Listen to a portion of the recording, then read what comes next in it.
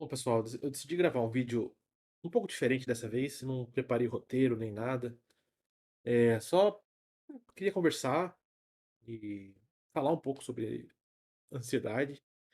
Preparei um chazinho aqui pra mim, pra me acompanhar aqui nesse friozinho que tá fazendo aqui em São Paulo, que na madrugada de ontem fez 4 graus, então realmente tá bem frio. E é, assim, ansiedade é um assunto que tá muito em alta no Brasil, não sem motivo, certo? O Brasil é o país mais ansioso do mundo. E eu já ouvi isso tantas vezes.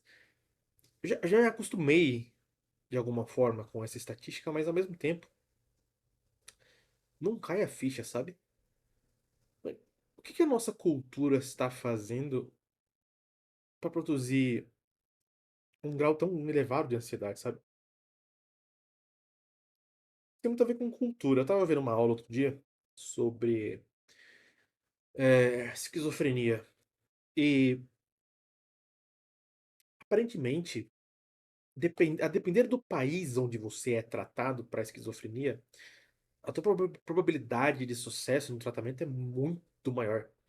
E, por exemplo, eu tava vendo, se você for internado para ser tratado por esquizofrenia nos Estados Unidos, especificamente no estado de Washington, a, a porcentagem de pessoas que entram em remissão é 6%, certo? Ao passo que, se você é tratado nos países da Ásia, sabe? Sri Lanka, sei lá, tinha alguns países da África até. Você tinha 40%, 60% de probabilidade de remissão. Vocês têm ideia disso, sabe? E eu tô falando de esquizofrenia, mas eu não vejo motivo pra isso não se aplicar à ansiedade também. Porque me parece que a ansiedade tem tudo a ver com cultura também. Assim, eu não sou de ficar criticando assim a estrutura capitalista e sistemas políticos e tudo mais. A minha área é psicologia, certo? Então eu não fico advogando ou militando por causas políticas assim de larga escala. Não que eu não acho importante, é certamente importante, mas o meu papel na sociedade como profissional é ajudar as pessoas de forma individual. É, então, por esse motivo eu não gosto de ficar reclamando muito de política, mas há de se reconhecer que o capitalismo tem um elemento de cobrança contínua das pessoas. Então você tem um emprego e se você não consegue performar mais que os seus colegas, ou pelo menos do mesmo nível que eles, você está em sério risco de perder seu emprego, de ser substituído.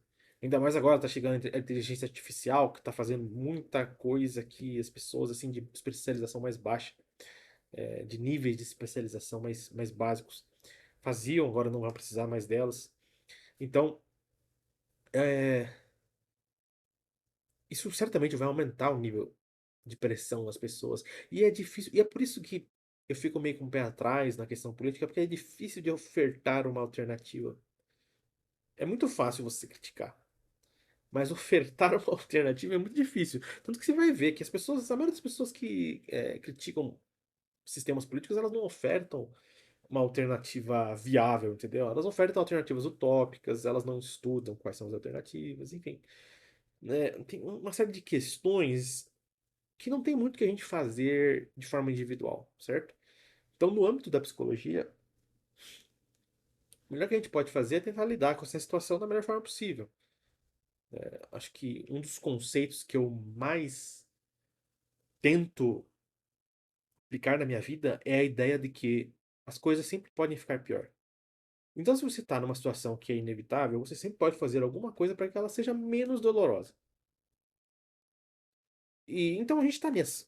É isso que está acontecendo, certo? Assim, a gente tem um sistema político, a gente vive nele, e ele tem algumas características que são favoráveis ao desenvolvimento de ansiedade, mas nós estamos, né, nesse sistema, e agora a gente tem que lidar com ele.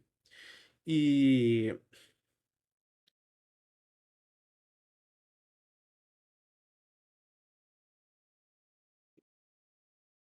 vou abaixar um pouco a luz aqui o meu quarto para ficar mais estilo aqui a gravação. É assim. Então, como que a gente faz para lidar com essa ansiedade? Qual que é o problema do brasileiro?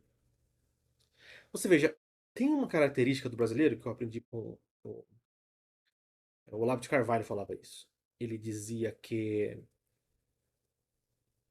comparando o brasileiro com o americano, que na época ele estava morando nos Estados Unidos, então ele conseguiu observar de perto o comportamento do americano. E ele entendeu uma diferença muito crucial, que é o brasileiro, ele tem uma tendência muito grande de não ser ambicioso, porque ele prefere abrir mão da ambição para ter segurança.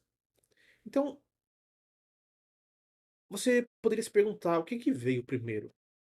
Porque, você veja, não sei se vocês conseguem perceber isso, mas essa busca desenfreada por segurança, essa busca prioritária por segurança, é uma manifestação de ansiedade.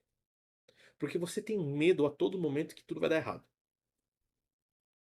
Um tipo de ansiedade clássico, que é uma ansiedade que provém de um pensamento catastrófico. E você tá o tempo todo achando que as coisas vão dar errado, então você precisa tentar encontrar o máximo possível uma segurança. Então você veja, o que o professor Olavo fala é que nos Estados Unidos as pessoas elas querem ser ambiciosas e elas querem abrir empresas e ficar milionárias, entendeu? Esse é o sonho delas lá. E aqui no Brasil não, o sonho da pessoa aqui é ser concursada. Mas ela quer ser concursada porque ela gosta do trabalho do concurso? Não. Às vezes sim. Sem generalizações, mas de uma forma geral, o atrativo do concurso, o motivo pelo qual os concursos são tão concorridos, é porque tem uma estabilidade absolutamente fantástica, né? Se você é concursado e você não recebe no fim do mês, você tem um problema muito maior para se preocupar do que o seu salário, né? O Estado quebrou, o caos total. Então, isso dá uma estabilidade para a pessoa e de alguma forma isso aplaca a ansiedade. Então, me parece, depois de pensar um pouco aqui, conversando com vocês, me parece que essa busca por segurança do brasileiro é uma questão, é uma manifestação de um sintoma de ansiedade. E, sinceramente, eu realmente não sei diagnosticar essa, esse acontecimento. Eu coloco 2 saquinhos no chá aqui pra ficar mais forte. Porque senão fica muito fraquinho, acho sem graça. É,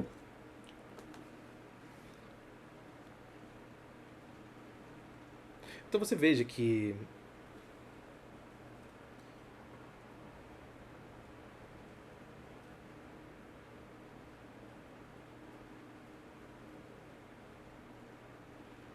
tem muitas formas de ansiedade. Eu te fiz alguns vídeos falando sobre isso, né? Ansiedade existencial. Você tem essa ansiedade que é por uma questão, por pensamentos catastróficos. Você tem uma ansiedade que é boa. Acho que a palavra ansiedade ela ficou um pouco estigmatizada, como se fosse um problema 100% das vezes, sendo que existe um tipo de ansiedade que é bom, que é basicamente aquela ansiedade que te faz te tirar do lugar. Então vamos supor que você tem que fazer uma prova e você fica ansioso para a prova. E quando você fica ansioso para a prova, o que essa ansiedade te faz fazer? O que ela deveria te fazer fazer? É levantar a bunda da cadeira e estudar. Entendeu? Você levante-se e vai estudar. E aí você estudando, sua ansiedade é aplacada. Isso é bom. Tá? Ansiedade é pressentimento de perigo ou pressentimento de dor. Né? Então, nesse sentido, é para isso que ela serve, para você se preparar para o perigo. O problema é que quando você tem ansiedade patológica, você está o tempo todo com medo de que vai acontecer alguma coisa. Isso é insuportável. Então, assim, vamos lá. Você tem a ansiedade existencial, que é quando você não tem. Você não sabe o sentido da sua vida, você não sabe pra onde você está indo, você não sabe o que você quer fazer. E o ser humano, quando ele não tem objetivos, ele não anda, certo? O ser humano sem um propósito de vida, ele fica paralisado. Porque o ser humano ele precisa de metas. E se você não tem um objetivo final, você não consegue traçar seu caminho, um caminho de metas para chegar até lá. É básico isso, entendeu? E talvez esse seja um dos problemas do brasileiro, certo? É, essa busca por segurança, que parece ser o objetivo de grande parte dos brasileiros, não é um objetivo de vida pleno. É uma coisa muito básica, muito baixa, diria. Porque é uma segurança material, inclusive, entendeu? O ser humano não foi feito para para viver a vida material e encerrar aqui. Nós precisamos almejar coisas maiores, mas isso é um assunto para outro vídeo, eu acho. Aqui vai ficar muita. Viajar muito na maionese se for por esse lado aqui. Então você tem essa questão existencial, que eu acho que é um excelente ponto pra gente começar a discutir a ansiedade do brasileiro. Se realmente o brasileiro não vê sentido na vida dele, a gente tem um problema. Na verdade, assim, eu não expliquei nada, né? O problema foi transferido de uma ansiedade para uma crise existencial, que pode ser uma epidemia no Brasil, certo? Você tem uma ansiedade também, essa é muito comum, a ansiedade do indivíduo que não faz o que tem que fazer. Né? Bom, se vocês são do Brasil, se vocês são brasileiros, vocês sabem que existe uma certa mania que eu não sei se nos outros países do mundo é assim também, mas certamente aqui no Brasil é assim. As pessoas deixam as coisas para a última hora. Então você tem uma prova para fazer e você tem 2 semanas para a prova, e em vez de você começar a estudar hoje, você vai começar a estudar na semana que vem. Ou, sei lá, qualquer coisa, entendeu? Você tem uma tarefa no trabalho, o prazo para o mês que vem, em vez de você começar agora e fazer aos pouquinhos, você é estudante para fazer lá no final. Só que sabe o que acontece quando você não resolve um problema que pode ser resolvido hoje? Aquilo fica no seu inconsciente, entendeu? Ele fica no background do seu pensamento fazendo barulho. Porque senão você, mesmo que você esqueça aquilo, sabe? Aquilo tá lá assim, olha, eu preciso fazer isso, preciso fazer isso, preciso fazer isso, preciso fazer isso. Isso é uma coisa que eu aprendi com meu tio avô. Ele tinha uma característica de aparecer uma coisa que ele tem que fazer, ele faz agora. Assim, tem tempo agora? Eu vou fazer agora, nesse exato momento. Não existe um minuto de procrastinação, entendeu? E isso pra mim é essencial. As pessoas elas precisam parar de deixar as coisas pra última hora. E pode ser esse também um bom motivo pelo qual os brasileiros é, têm, têm ansiedade, sério. Então a gente precisaria entender por que de fato ele deixa as coisas pra última hora. Me parece que, de novo, outra coisa da nossa cultura, essa cultura de dar o jeitinho, tudo tem um jeitinho pra ser dado, de tentar ficar tirando vantagem de tudo. Eu não sei qual que é a origem disso, mas você sabe que as coisas são assim. A gente tem essa noção, essa perspectiva no Brasil. E, e parece que quando você deixa as coisas pra última hora, você tá tirando proveito daquilo. Tipo, negócio pra depois, vou ficar fazendo outra coisa mais gostosa aqui, entendeu? Em vez de cumprir com o meu dever. Isso certamente pode ser uma das motivações disso, entendeu? É, não existe, assim, tem pouquíssimas curas tão práticas para ansiedade do que simplesmente fazer aquilo que você tem que fazer naquele momento. É muito fácil. Assim, é fácil de você entender o que você tem que fazer, não é necessariamente fácil de você realmente fazer, certo? Aí precisa de enfim, precisa de um tratamento, um acompanhamento, uma coisa mais intensa e prolongada, enfim. Mas é um possível diagnóstico.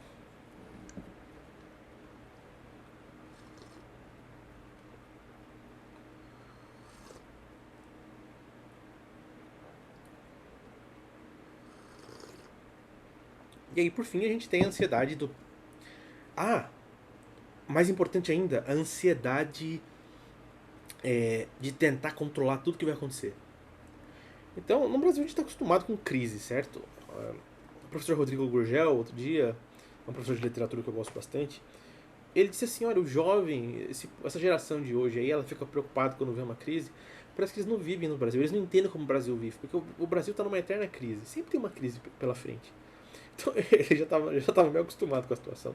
E me parece que tem certas coisas que realmente estão fora do nosso controle que não dá pra gente tentar resolver. Então, o, sei lá, uma coisa que está acontecendo hoje, né, no dia que eu estou gravando esse vídeo aqui, os Estados Unidos acabou de jogar um míssil no Irã, por exemplo, e as pessoas elas estão achando que é o fim do mundo, entendeu? Tipo assim, meu Deus, vai começar a Terceira Guerra Mundial e tudo mais. Pode ser que comece? Pode ser que comece, mas pode ser que não também. E se não começar, você tem que fazer o que você tem que fazer. E se começar também, você também tem que continuar fazendo o que você tem pra fazer, entendeu? E acho que tem poucas coisas que cansam mais a mente humana do que tentar ficar prevendo todas as possibilidades de acontecimento, catástrofes e erros e tentar se preparar para todas elas. Sabe um negócio meio Doutor Estranho, assim, que ele vê 1 milhão de possibilidades? Tem gente, assim, os Doutores Estranhos têm superpoderes, e tem gente que tenta fazer isso sem ter superpoderes. E a pessoa fica maluca, entendeu? E aí elas tentam planejar alguma coisa para executar, e ela não consegue executar aquilo porque ela nunca termina de planejar, porque tem infinitas possibilidades de dar errado e ela nunca executa aquilo. E aí ela perde o prazo, perde o time, entendeu? E já era, entendeu? Já era. E depois ela fica lá, ai, por que eu não consigo fazer nada na minha vida? Meus planos não saem do papel, porra. Por isso, entendeu? É complicado. As pessoas, elas. Talvez esse seja uma questão do brasileiro. O brasileiro tem uma certa aversão a risco. O engraçado é que ele tem aversão a arriscar coisas que precisam ser arriscadas, mas ele arrisca as coisas idiotas, como por exemplo o pessoal que está viciado em bet, né? Quer dizer, de alguma forma elas são vítimas também. Essas coisas de jogos e bets, etc., são coisas extremamente viciantes. E a propaganda que é feita e todo o ecossistema em torno disso é uma coisa, assim, maléfica mesmo. Mas, por um motivo ou outro, ele continua, ainda ele tem essa tendência de apostar nas coisas erradas, né? Porque tem riscos que você não precisa tomar e tem riscos que você precisa tomar. Então o indivíduo quer abrir uma empresa, você não sabe se vai dar certo ou não. Você está tomando um risco. O indivíduo vai se casar, isso é um dos problemas que as pessoas não entendem hoje. Quando você se casa com alguém, você não consegue ter certeza plena, absoluta de que aquela pessoa é a pessoa certa, digamos assim. Porque você nunca vai conhecer ela 100%, mesmo depois de 50 anos de casado. Então você está sempre entrando num risco, mas você precisa arriscar isso se você quer ser casado. Não tem escolha, certo? Então, e aí de novo, começa a entrar talvez numa questão que já não é mais só do Brasil, é uma questão que é do Ocidente como um todo, que é uma tentativa de evitação total ao sofrimento. E você veja que se você evita o sofrimento, você fica cada vez mais sensível ao sofrimento. Certo? Porque se você fica sofrendo muito, você se dessensibiliza. Isso é fácil de ver. Você pega um cara aí que tá tentando dar em cima da mulherada e ele toma fora direto. Uma hora o cara se acostuma a tomar fora e aí ele já não tem mais medo de dar em cima de uma mulher, entendeu? Se der fora, tá bom, não dá nada, entendeu? Só que se o cara ele fica evitando a todo custo esse tipo de dor, na hora que ele tomar um fora, vai doer muito mais nele. Então, esse é o tipo de dessensibilização ao sofrimento que a gente não tem mais. E dessensibilizados do sofrimento, nós acabamos, talvez, ficando ainda mais ansiosos, porque agora tem muitos sofrimentos que nós julgamos não aguentar. O mundo vira um, sabe, tudo causa sofrimento e todo sofrimento tem que ser evitado e isso certamente causa ansiedade. Então, se o Brasil, isso é uma coisa do Ocidente como um todo, mas no Brasil especificamente, que já era um país ansioso, isso parece ter potencializado muito mais a situação. Então, evidentemente, assim, estamos com um problema sério. Estamos com um problema sério, é uma questão cultural. O melhor que a gente pode fazer, por isso que é importante, certo? Você fazer terapia, tá? De verdade, eu não tô só querendo vender o meu serviço. Isso também, eu quero ter mais pacientes, porque eu acho que eu posso ajudar eles, né? Eu tenho certeza que eu posso ajudar meus pacientes se eles vierem com essas questões de ansiedade, depressão, etc e tal. Mas eu digo isso para vocês de uma forma geral, porque eu gostaria de ver um Brasil menos ansioso, as pessoas menos ansiosas. Seria saudável pra gente, entende? Eu acredito que a mudança ela vem de baixo para cima. Por isso que eu não fico, de novo, por isso que eu não fico advogando muito, fazendo muita militância, porque não adianta nada você mudar em cima se você não mudar embaixo, entendeu? Os representantes que nós temos são dignos do povo que a gente tem também. Eu acredito firmemente nisso. Por isso que eu gosto de trabalhar nessa base, trabalhar com as pessoas, entendeu? E torná-las melhores, e torná-las mais conscientes e mais aptas a exercerem o livre-arbítrio delas.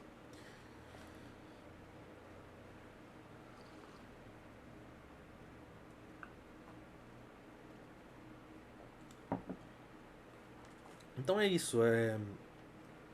Eu, não, eu não tenho calibre intelectual para ficar tratando da cultura como um todo, mas eu posso, com a ajuda dos meus pacientes, eu consigo ajudá-los, certo? Porque eles me trazem a história dele, eles me trazem o contexto dele, e eu entendo como a cultura afeta ele individualmente.